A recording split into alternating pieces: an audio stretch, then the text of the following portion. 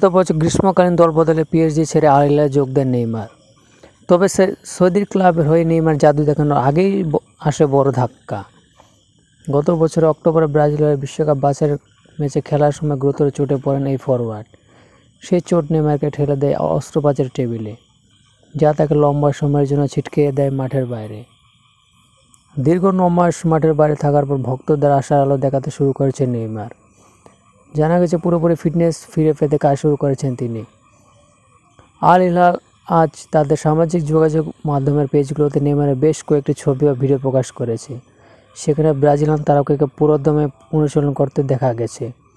তার হাসি মুখ দেখে মনে হয়েছে চোটের স্থানে হাঁটুর লিগামেন্ট কোনো ধরনের অস্বস্তি বোধ করেননি। সব ঠিক থাকলে শীঘ্রই তিনি দলীয় অনুশীলনে যোগ দেবেন বলে জানিয়েছেন ফুটবল বিষয়ক ওয়েবসাইট google.com। তবে পূর্ণতম অনুশীলন শুরু করলেও নেইমারের ম্যাচ ফিটনেস ফিরে পেতে সেপ্টেম্বরে লেগে যাবে। এ সময়ের মধ্যে প্রাক মৌসুম প্রস্তুতিতে 3টি সৌদি প্রো লিগা 2টি ও সৌদি সুপার কাপের সেমিফাইনাল খেলবে আল হিলাল।